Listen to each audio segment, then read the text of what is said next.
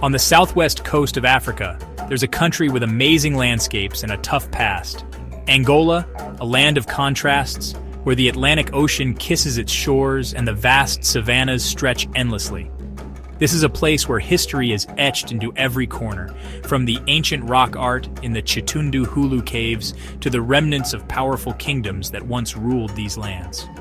This is Angola, a nation shaped by ancient civilizations, kingdoms that rose and fell, and the strength of its people. The Kingdom of Congo, Ndongo, and Matamba are just a few examples of the powerful states that left an indelible mark on the region.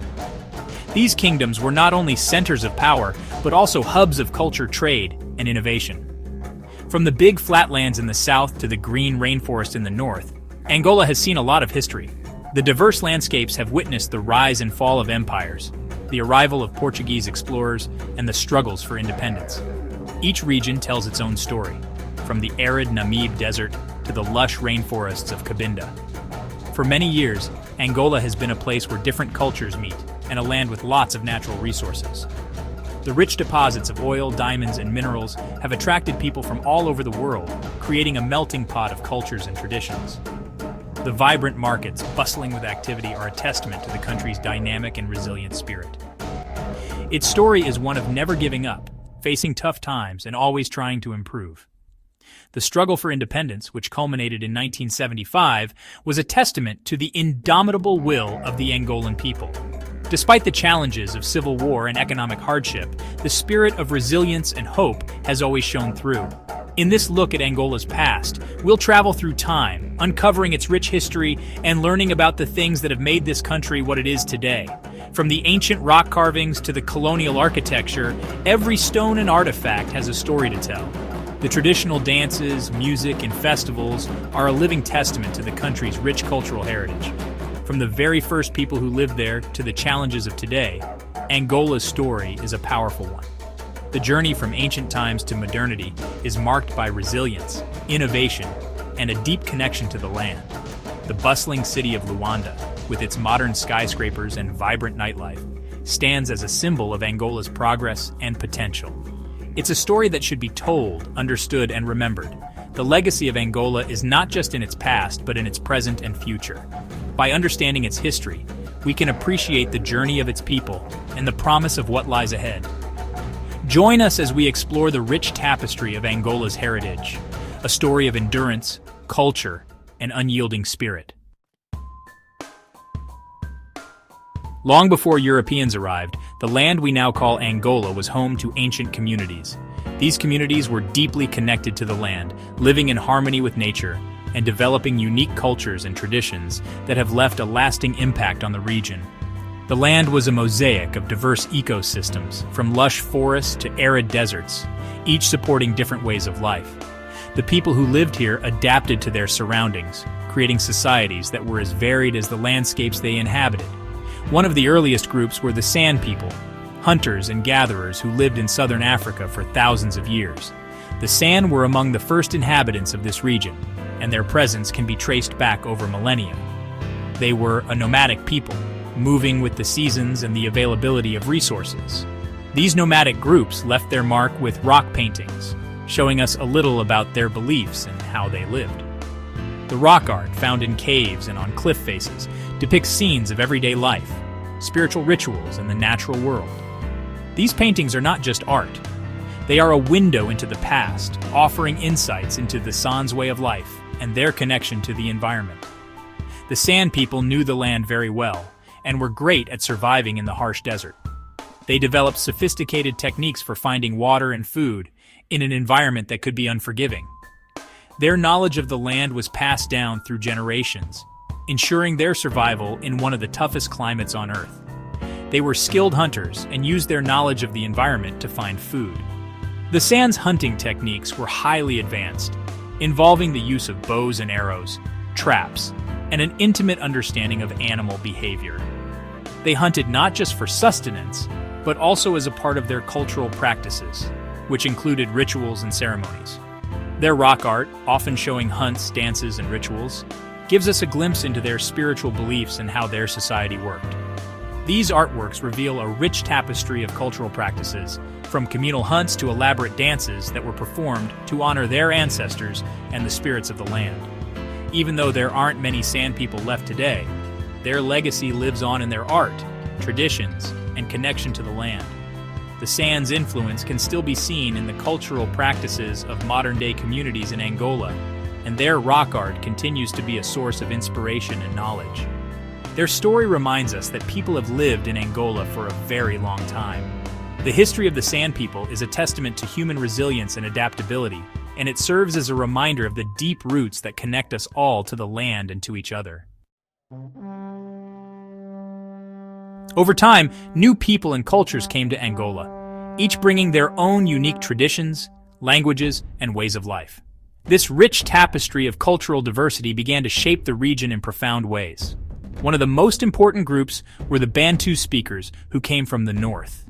Their migration was not just a movement of people, but a significant cultural and technological shift that would lay the foundation for future civilizations in the region. They brought new farming techniques and knew how to work with iron.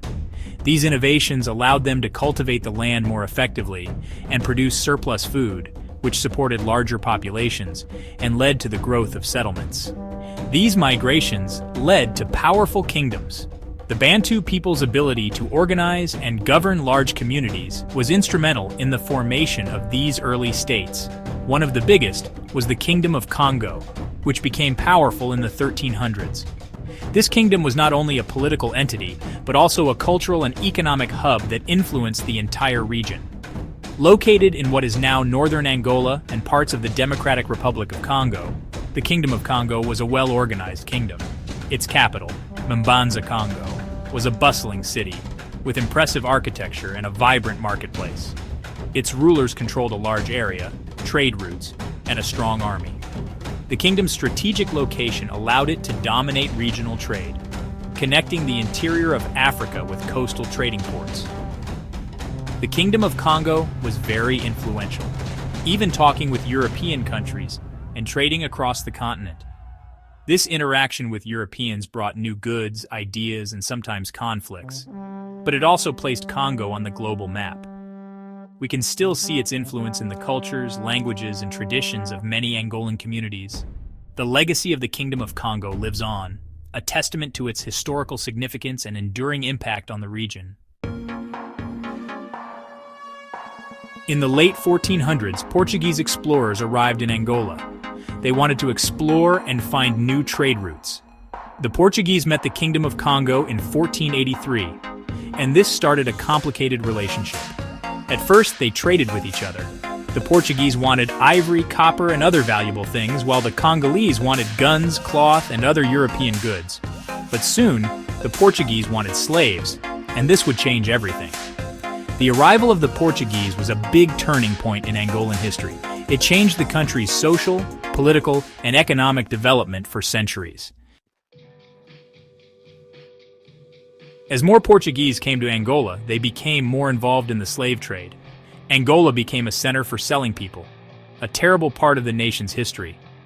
Millions of Angolans were taken from their homes, chained up, and sent across the Atlantic in horrible conditions to work on plantations in Brazil and other places.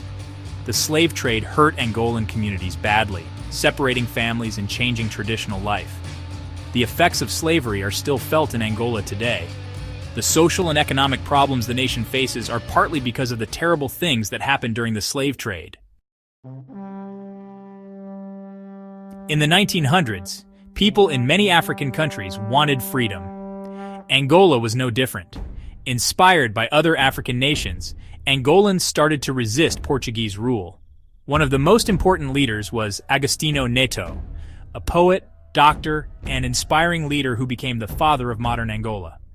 Neto and other nationalists knew that true freedom meant not just political independence, but also an end to unfairness in Angolan society. The fight for independence was long and violent. Angolan nationalists fought hard against the Portuguese, and many people died. But the desire for freedom was strong, driven by a hope for a better future. After many years of fighting, Angola finally became independent from Portugal in 1975. But the happiness didn't last long. a terrible civil war started, lasting for almost 30 years. The Angolan Civil War was a complicated conflict with different groups fighting for control. The main groups were the MPLA government, supported by the Soviet Union and Cuba, and the UNITA rebels, supported by the United States and South Africa. The Civil War was devastating for Angola. Millions of people died or lost their homes, buildings were destroyed, and the economy suffered. The conflict divided communities and hurt the country for a long time. After decades of fighting, peace finally came to Angola in 2002. The death of UNITA leader Jonas Savimbi led to a ceasefire and the rebels started to disarm. Angola began the difficult job of rebuilding and making peace. Since the war, Angola has made progress towards democracy and a better economy. The country had its first multi-party elections in 1992, and even though there are still problems, there is more political freedom and respect for human rights. The transition to peace and democracy has been hard. Corruption, poverty, and inequality are still big problems, and the civil war's effects are still felt. But the Angolan people are working hard to build a better future. As Angola moves forward, it faces new challenges and opportunities. The country has many natural resources like oil, diamonds, and good farmland, but not everyone has benefited from these resources. One of the biggest challenges is dealing with corruption and inequality. The country's oil wealth has mostly helped a small group of people, while many Angolans are still poor. Fixing these problems and making sure everyone benefits from economic growth is important for Angola's future. Despite the challenges, Angola has the potential to be a very important country in Africa. With its resources, young population, and location, Angola could become a leader in economic development. The country's future depends on using its resources wisely, solving its problems, and building a fairer society for everyone.